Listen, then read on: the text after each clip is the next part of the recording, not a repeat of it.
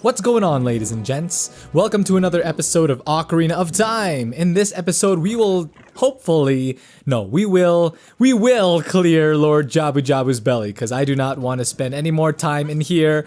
I think that we have spent enough time as it is. Now, I took a look at the dungeon map, and I found out that there is an area in this part of the dungeon, in this room of the dungeon, that I have not yet accessed. So what we are going to do is access it, and we need to wait for the platform to rise, and we will see that it is that room over there. So if we just jump, we will not make it. Okay, so it looks like there's one on the left that we haven't visited either. So let's see. I didn't see any other room that we could access. Wait. Maybe I just wasn't paying attention, as tends to be the case. Okay, so it says, if we look here, there's one to the left. There's one to the left. Where's the one to the... It's up there, okay. So then how do we... What in the world? What in the world? Platforms just disappear and reappear just like that. Yep, that's something that really does happen in real life. I've seen it before. It happens in real life. It happens. How are we going to do this?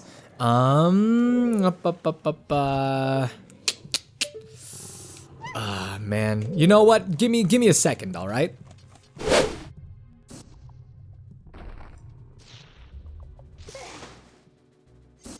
Whoa!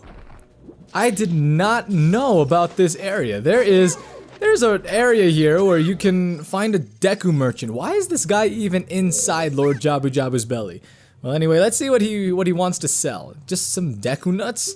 No, thank you. Well, anyway, that was kind of a surprise. While I was exploring, I found a Deku merchant, so that's interesting. But I still have not found out how to progress through this dungeon. This is not supposed to take that long. I'm telling you, this is not supposed to take that long. Most Zelda players would not take this long in clearing this dungeon. Oh, whoops. So there was a door that was open probably when we destroyed that parasitic tentacle. My bad. Yeah, the red slimy thing is gone. That must be because you cut the red tail. Okay, so at least now we know how to get rid of those slimy pillars and all of that. Oh man, but I apologize that took me a while to figure out. But it looks like here we just have to destroy all the bubbles within the allotted time given. So basically it is like a mini game, you know? It's you know, I know that everything is so serious, like in Lord Jabu-Jabu's belly, the atmosphere and the air is so serious with all these bari and biri and all of these different types of things. But now we've got a little bit of time for a mini game, so that's cool. So one way, of course, that you can destroy the bubbles instead of using your boomerang or your slingshot is by running into them. That is definitely one way that you could pop them if you don't mind taking damage. Although I wouldn't recommend it. I wouldn't recommend you doing that at all. So I think in here is, yep, the compass. Alright, now you can see the locations of many hidden things in the dungeon, but that doesn't really help us in our progress of the main quest all that much. So let me go ahead and double check with the map. Okay, so it looks like that there's still that one basement room that we haven't visited, and then there are still a good amount of rooms that we haven't visited here either. My goodness. I need to find the other parasitic tentacle. I'm really not sure where I am supposed to go anymore, because I thought that room that we just entered was going to, like, reveal a room with some kind of, like, maybe another parasitic tentacle or something like that, because I don't know where I'm supposed to find the other ones. Okay, let's just keep trying here. Okay, so this one was cleared as well, so let's open this one, and there you go. There is another parasitic tentacle, and we will take him out the same way that we did the first, by actually hitting him with the boomerang and not by missing. There you go, that's how it's supposed to be done. So, get his attention, and then back up. Nope, get his attention, and then back up before he hits you. Oh, just like that. You don't want him slamming himself into you like that. But we still landed a hit on the boomerang, or we still hit him with the boomerang, so that's still okay. I think that if you just move quick enough, if you toss your boomerang quick enough before he can swing and knock himself into you, then you will be a-okay. Now, I think that should clear the center room for us. I think that there is still one more parasitic tentacle to take care of, and that would be the green one. But yes, here we go. So now we can access this here middle room with another. Here we go. Here's that green tentacle that we need to destroy. And I'm just gonna clear the room of some of the bari, you know, because they kind of make me a little bit nervous. The way that I see this ending is, like, while I'm L-targeting the parasitic tentacle, right? Well, I'm not paying attention to the bari, so then eventually the bari are going to make their way to me, shock me, and then I'm going to die, and then it's going to be a game over, and then everyone is going to laugh at me, and I'm going to cry. Move, move, Link, move. Why can I not L-target this guy? L-target, there you go. Oh, he was about to hurt us really bad, but we were too quick for him. We were too quick. We were too nimble. And now that we got rid of the green tentacle, we can now go back to the main chamber and jump into that hole that we couldn't jump into with Princess Ruto earlier. Oh, by the way, while I was roaming around the dungeon trying to figure out where to go, I found out that if you leave Princess Ruto in the water, as in the deep waters, she won't swim. She will just remain in the water, like seated in the water, and then all of a sudden she will just disappear. So that is really weird, if you ask me. Very strange. Not natural. That's not something that Zora are supposed to do, I think. But let's take care of this Golden Skulltula. If I am correct, I think that this is the very last Golden Skulltula in this dungeon. And if not, I am sorry, because again, this is not a 100% run. I'm going to have to do a 100% run of a game someday, but that day is just not today. That's it! That's what I've been looking for! Throw me up there, onto the platform! That really does not seem safe. It looks like a platform that's gonna rise. It looks like it's got candy corn on the side. Did I say cotton candy in the last episode? When I was saying that it looked like the platform that was rising and falling looked like it had candy corn? I meant, if I said cotton candy, I meant candy corn because that makes a little bit more sense, while at the same time not making sense. Oh my goodness, I finally found my mother's stone. I got very upset when Lord Jabu-jabu swallowed it. While I was feeding him, he suddenly swallowed me. I was so surprised I dropped it inside. But now that I found it, I don't need to be in here anymore. So demanding. So take me home right now. Right now, mister, take me home. If I can even make my way up. Yeah, of course. Of course. Ouch. And you see how the thorns on the side kind of pierced jabu-jabu when they rose like that? I cannot speak today. Whoa! And Princess Ruto turned into a giant octorok! I can't really complain though, because she's not being so bossy anymore. I'm just kidding. We want to go ahead and kill this octorok, because it is not a very nice octorok, and I'm pretty sure that Princess Ruto did not transform into this octorok, because if it did, that would be very strange. Now, I remember having a difficult time with this mid-boss, because there were just some things that were weird about it, like, if I can even reach him, you know? Yeah, he's moving really quickly. Like, I'm trying to make my way to him. Obviously, his weak spot is probably in the back, but I am not quick enough to reach him. I am not even sure if this is the right way to take him out, but we'll see. There you go. Okay, so that is the right way to take him out. What I was confused about is that there were times when playing this game before when the octorok would turn around on me, and yeah, then he wouldn't let me have access to his back and attack him. So, see, he's turning around now. You can tell by the way that the platform in the middle spins. Yeah, if it changes from clockwise to counterclockwise or vice versa, then you know that the octorok has switched directions and is now charging at you from the other direction. Now we can L-target, use your boomerang, and then his back will open and it's glowing for some reason. Probably just to indicate that that is his weak spot. Can you hit him from the front? Oh, you can. Okay, so I guess that kind of makes things a little bit easier. Let's see. If you do that, will he automatically turn around and then let you access his back? Yeah, okay. So that's definitely one way of taking him out. Okay, so this mid-boss isn't as hard as I remember. I guess I was just complicating things way before, which is what I tend to do with Zelda games in general. And just like that, he is not yet defeated, really? How about now? Gonna turn around yet? Turn around. There you go. Alright, now we're really close to him. We just hit him with the boomerang. Still not close enough. Come on. How long is this gonna take? We still have to take care of the final boss. Come on. Come on. No. No. Ouch. You know, let's just do this. Let's do the smart thing, you know? Something I should have done earlier. And then you hit him. Whoa! Okay, so I thought that he would turn around. What's going on? He's not turning around! Okay, I think I need to back up a little. That's what I have to do. There you go. Okay, so let's just continue to cut corners like this so that we can speed things up here. This is taking way too long. Taking up too much of your precious time. Alright, and now, yes! Final strike!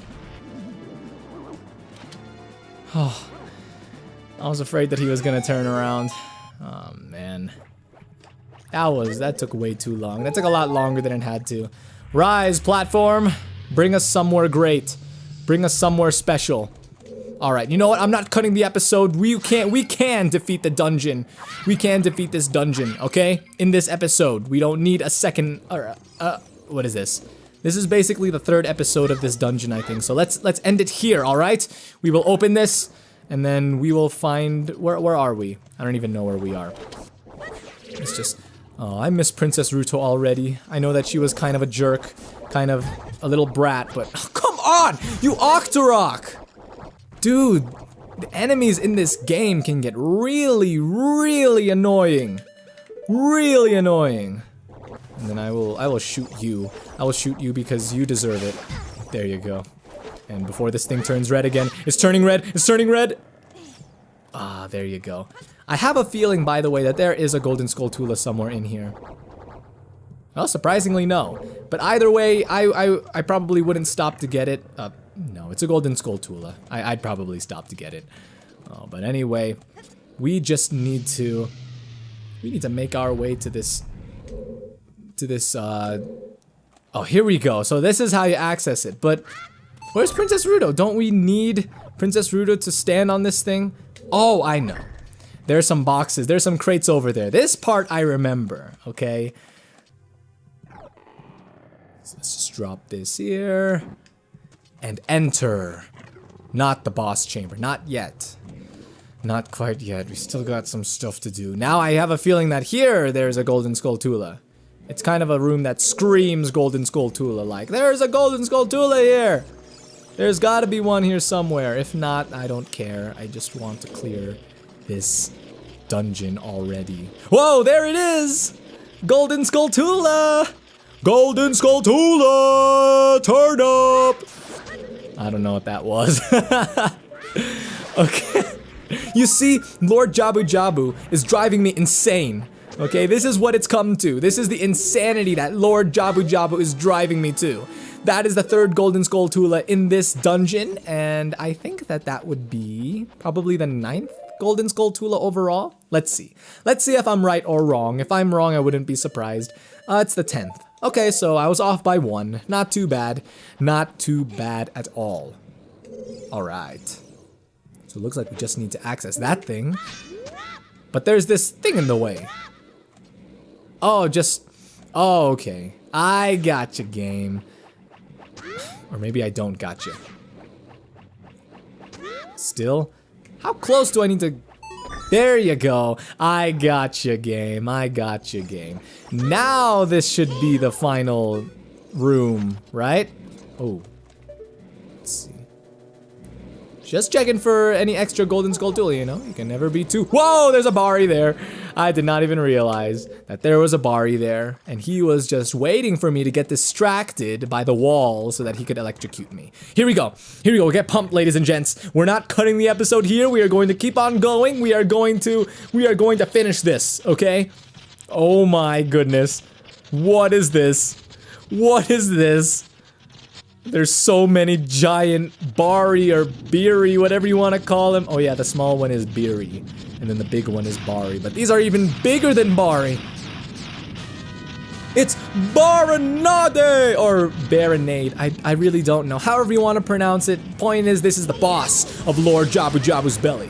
And the way that you want to take out this guy is the same way that you would take out the boss in the Forbidden Woods from Wind Waker, if you guys would remember.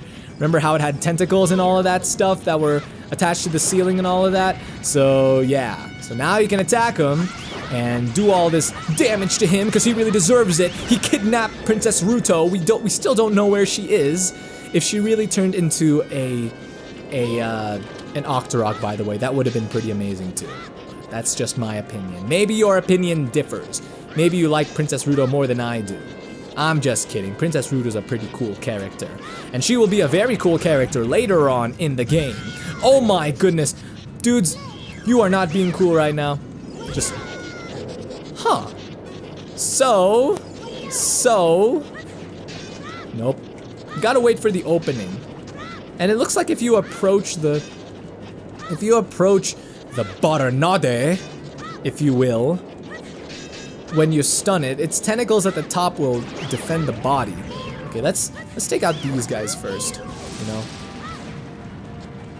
Let's take out these, no, come on! I gotta move quicker than that. Oh man, I would really be freaking out right now if I didn't have 2 fairies, but you know, 2 fairies are nice, so. Come on! Okay, fine, let's just get rid of all of the jellyfish to its side. We've only got 3/4 of a heart left. I bet that a lot of you guys did a lot better at fighting this guy. Oh well, whatever. Whatever.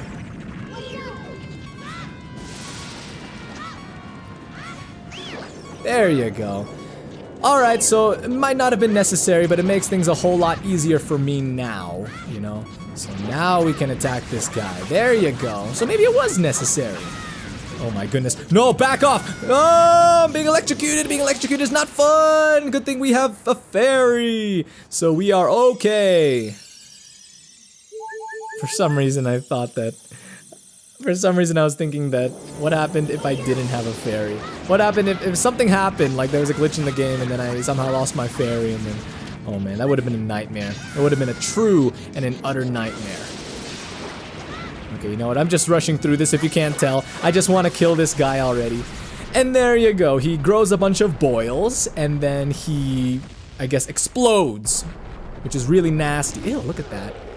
Oh, it's very, very similar to Star Fox 64 graphics. It reminds me of that one boss that was in the lava stage. I forgot the name of the lava stage in Star Fox 64, but I know that many of you understand what I'm referring to. But here we go. Here is our 3rd heart container in this game. And now we've got a total of 6 hearts. I think that I'm going to have to dedicate an entire episode to finding more heart pieces and all of that. Oh look, she's blushing. She is a tsundere. You're late. What took you so long? You're useless. I was just lonely. Yeah, she's she is like screaming tsundere right now.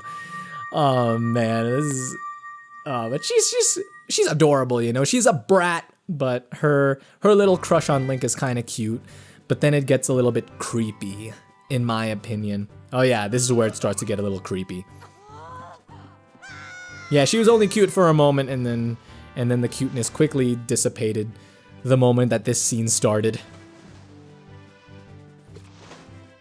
Oh, she's looking at me with those eyes. She's approaching me. You looked cool. Okay, that's probably not what she'd sound like. You looked cool. Cooler than I thought you would anyway, just a little. Well, anyway, you saved me, so I guess I'll reward you. What do you wish? Just tell me. So we've got, I want that spiritual stone. Nothing really. You know, we just do things for the sake of being good, you know, doing good things, good deeds.